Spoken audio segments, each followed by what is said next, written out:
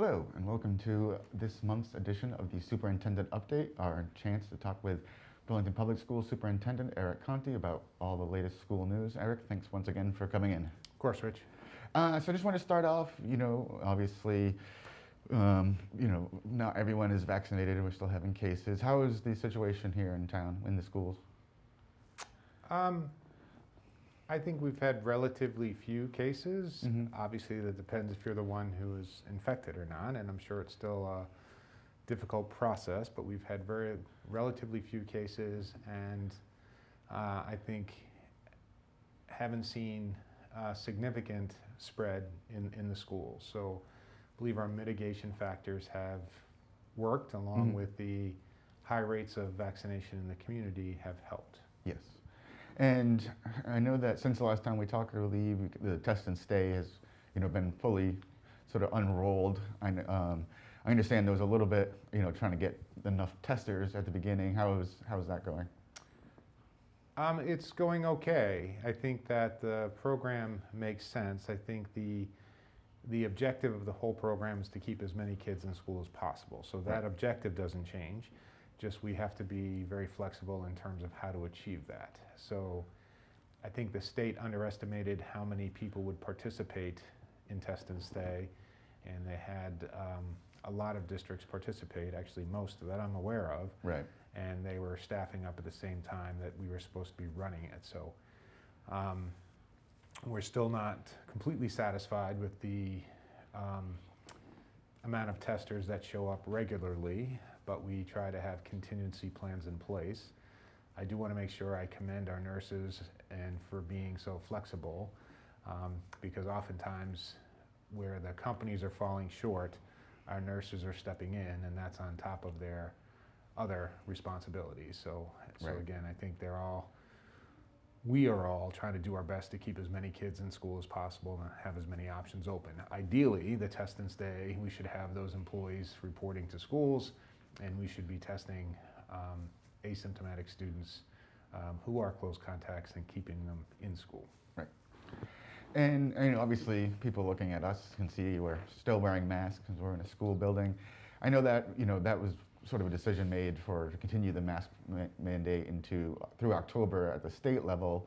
We're coming up to November. Any discussions about any changes to mitigation protocols?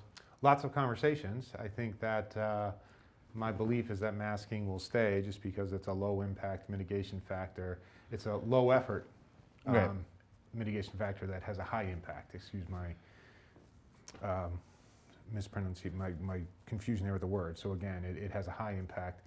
So I think we're going to continue to do that. I'm assuming the state will continue to do that. Yeah. It's not a local decision yet. I do think we're going to try to relax some other mitigation factors, including opening up our elementary cafeterias Mm-hmm. and probably modifying lunch at the middle school a little bit, and looking to do that in November, as well as some other instructional practices that we would have in a more typical school year. So I think November we're going to be adjusting slowly, taking away some of the restrictions that we have in place, and just continuing to monitor positive cases spread and just being careful.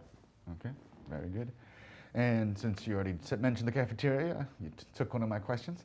But on that subject, I know that across the country, really, people are dealing with issues trying to get supplies. Mm-hmm. And I know Shawsheen put out a statement a week or two ago saying that their food services were being hit pretty hard. What are we seeing? Are we having those global supply chain issues?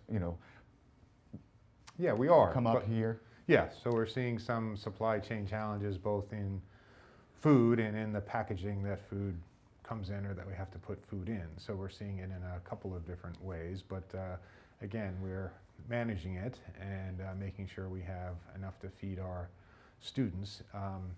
And I think, again, credit goes to our cafeteria staff. They're making it work. Right. So we haven't run out of food by any means.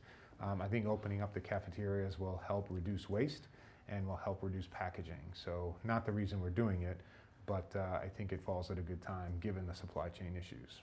Excellent. All right. I know you got a school committee meeting tomorrow night. Any other big issues on the table?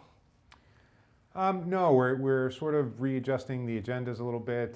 Tomorrow night, we're going to be featuring the Burlington Early Childhood Center. So our preschool, we had some high school commentary. Last school committee meeting, we're going to be trying to highlight some different areas of the district because we have a lot of positive things going on. People are working incredibly hard, and so much of our attention goes towards managing the pandemic that we forget that there's learning taking place, and we want to get back to some of those conversations.